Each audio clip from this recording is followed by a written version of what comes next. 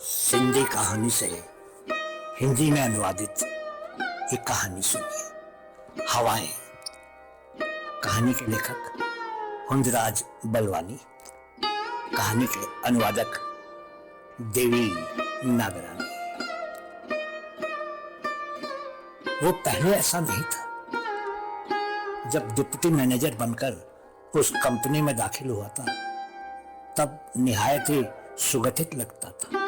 काम में बहुत चुस्त, फुर्तीला और जानकार। मुलाजिमों को सूचनाएं और सलाहें देकर उनसे हंसते हंसते काम लेने में माहिर था।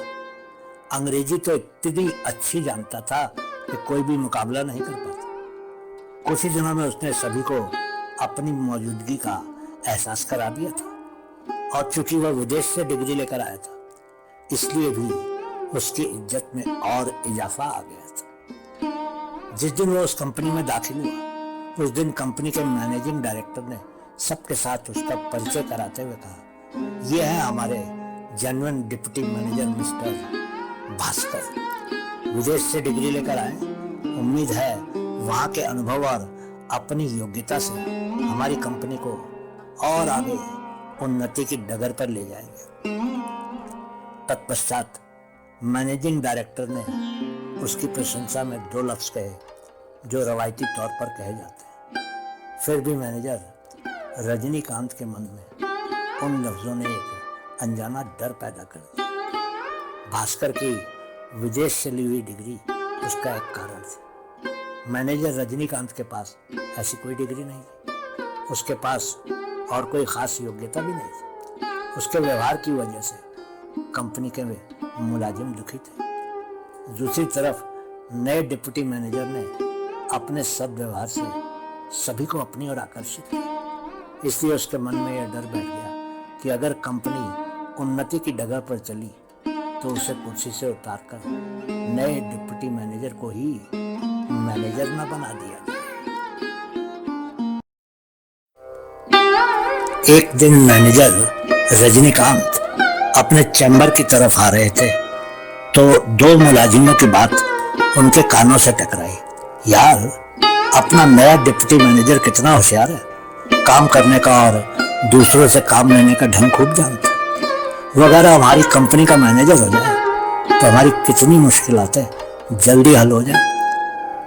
हाँ, तुम्हारी बात सही है। उसमें मैनेजर बनने की सारी सलाहियतें व सामर्थ्य है। बड़ी बात तो उसके पास प्रदेश की डिग्री भी है जो हमारे मैनेजर के पास नहीं है। बात सुनते ही रजनीकांत को इतना गुस्सा आया कि दोनों मुलाजिमों को अपने चैम्बर में बुलाकर उन्हें बेइज्जत किया और नौकरी से निकाल देने की धमकी भी दी। उस दिन से रजनीकांत के मन में डिप्टी मैनेजर भास्कर के लिए ईर्ष्या पैदा हो गई। वह उसे अपने ओहदे का दुश्मन समझने लगा जो कभी भी मौका मिलते ही उससे वो पद छीन सकता था। एक दिन रजनीकांत ने भास्कर को अपने चैम्बर में बुलवाया और उससे कहा, मुझे आपके काम करने का तरीका पसंद नहीं। क्यों? मेरे तरीके में क्या दोष है? भास्कर को हैरत है। देखिए, आप जिस तरह हंस हंस कर मुलाजिमों से बात करते हैं वो ठीक नहीं। तो मैं क्या करूं? उन पर गुस्सा करो, चिढ़ जाओ, उनसे दूरी रखो। ये तो और भी गलत होगा। ऐसा नहीं करोगे तो मुलाजिम आपके सर चढ़ जाएंगे। मेरा एक पूर्ण विश्वास है कि मुलाजिमों से सरल तरीके से हंसकर बात करके उनसे काम लेने में आसानी होती। ऐसा आप समझते हैं, मेरा विचार आपसे अलग है। आपका क्या विचार है? देखिए, आप डिप्टी मैनेजर हैं, आपका अपना स्टेटस है। ये सब मुलाजिम तो आपके तहत काम करते हैं, उनसे दूरी रखना ही सही है। फासला रखना जरूरी नहीं है। भास्कर का जवाब रजनीकांत को बिल्कुल भी न भाया। मुलाजिमों से नजदीकी और मेल मिलाप रखने से जो फायदा भास्कर को होने वाला था उस बात का अनुमान उसे पीड़ा पहुंचा रहा। बात वहीं खत्म नहीं हुई। भास्कर रोज रोज रजनीकांत की नाराजगी का सबब बनता जा रहा था। एक बार और भास्कर रजनीकांत के चैम्बर में हाजिर था। मिस्टर भास्कर, आप धीरे धीरे अपने लिए मैदान तैयार करते जा रहे हैं। मैंने आपकी बात नहीं समझी। आप औरों के दिलों में अपने लिए हमदर्दी पैदा करते जा रहे हैं। ये तो और अच्छी बात हुई ना सर, खाक अच्छी बात हुई। उसका सीधा सीधा अर्थ यही निकलता है कि आप अच्छे हैं और मैं खराब हूं। ये मतलब आप निकाल रहे हैं, मतलब तो यही निकल रहा है। तो फिर सर आप भी अच्छे होकर दिखाइए ना। इसका मतलब कि मैं खराब हूं? सुनिए मिस्टर, मैं यहाँ आपकी कोई भी चालाकी चलने नहीं दूंगा। निकल जाओ मेरे चैम्बर से, बेवकूफ गधे। भास्कर को पसीना आ गया। एक तो मैनेजर आज संबोधन करने में आपसे तुम पर उतर आए थे और दूसरे उसे बेवकूफ और गधे जैसे लफ्जों से नवाजा था। फिर भी उसने हिम्मत समेट कर कहा, सर मेरा ऐसा कोई भी इरादा नहीं, मैं तो खुद आपकी इज्जत करता हूं। पर मैनेजर पर उन लफ्जों का कोई असर नहीं हुआ। वो उसके चैम्बर से निकल गया। उस रात उसे नींद नहीं आई। साथ में लेटी पत्नी ने पूछा, क्या बात है? नींद नहीं आ रही है? ये तो मैं भी देख रही हूं। किस बात की वजह से नींद नहीं आ रही है? कुछ सोच रहे हैं क्या? भास्कर ने कोई जवाब नहीं दिया। आज भी मैनेजर ने कुछ कहा है क्या? वो कभी कभी पत्नी को बॉस की कुछ ज्यादतियां सुनाकर अपना मन हल्का करता था। पत्नी अपने पति अपने प्यार से उसका बोझ हल्का करती थी। मेरी अन्नू बहुत अच्छी है, मेरा सहारा, उसे आश्वासन मिलता। पर उस दिन पत्नी का प्यार मिलने के बावजूद भी वो बॉस के कहे शब्द वे शब्द दिमाग से ना निकाल सका। बस वे शब्द उसे परेशान करने लगे। सुनकर पत्नी परेशान न हो इसलिए उसे कुछ नहीं बताया। मैनेजर और भास्कर के बीच धीरे धीरे फासला बढ़ता गया। मैनेजर अब छोटी छोटी बात पर भास्कर से क्रोधित हो जाते थे। उसके काम में गलतियां निकालते, दोष ना होते हुए भी उसे दोषी ठहराते। इस बात का भास्कर के जहन पर असर हुआ। उसने नींद की गोलियों का सहारा लिया। आगे चलकर वे गोलियां भी बेअसर होती हैं। अब उसने अलग अलग डॉक्टरों से अपना चेकअप करवाया और उनकी राय के मुताबिक सुझाई हुई दवाएं व इंजेक्शन भी लेना शुरू की।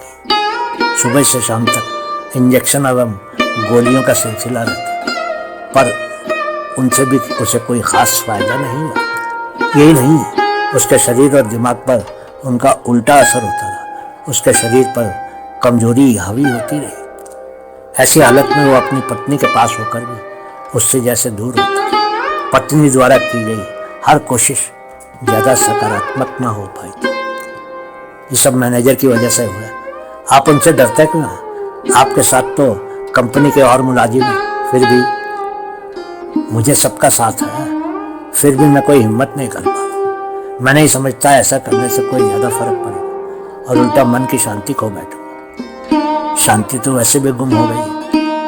मुझे लगता है मैं गलत जगह पर पहुंच गया। कभी कभी विचार आता है कि मैं किसी और जगह प्रयास करूं, पर वहां पर भी यहाँ से बेहतर माहौल रहेगा, उसका क्या भरोसा। इसलिए अब मुझे ऐसे माहौल की आदत होती जा रही है। तुम दुखी ना हो? दुखी कैसे ना हो? मैं आपकी पत्नी हूं। आपका यह दर्द सह नहीं पा रही। आखिर कब तक ऐसा चलता रहेगा? सब ठीक हो जाएगा।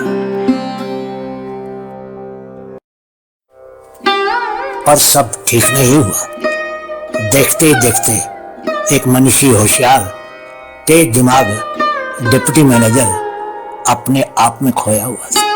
एक दुर्बल और कमजोर इंसान बन गया। ऐसा भी वक्त आया कि रात को भी बिना उत्साह के वो खुद को बिल्कुल हीन और लाचार अवस्था में पाने लगा। एक दिन कंपनी के एक मुलाजिम पर भास्कर गुस्सा कर बैठा। मुलाजिम ने कुछ कहना चाहता, पर भास्कर ने गुस्से में उससे कहा, मैं कुछ सुनना नहीं चाहता। मुलाजिम तो गर्दन झुकाकर चल दिया, पर कंपनी के सभी मुलाजिमों के लिए ये नई बात थी।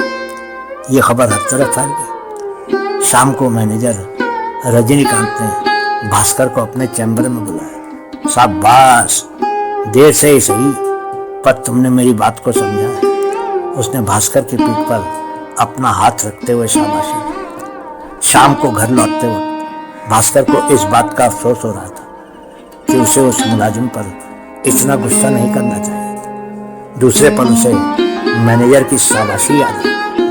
आज पहली बार उसे मैनेजर का व्यवहार सही लगा था। उस दिन रात को उसको पहली बार अपनी पत्नी का साथ भाया। दूसरे दिन भास्कर ने फिर से एक और मुलाजिम पर गुस्सा किया और उस मुलाजिम को भी सफाई पेश करने की मोहलत नहीं दी। उस दिन भी मैनेजर ने उसे चैम्बर में बुलाया, उसे पास बिठाकर उसके साथ चाय पी और यहाँ वहाँ की बातें की। कुछ ही दिनों में भास्कर ने महसूस किया कि उसमें काफ़ी बदलाव आने लगा।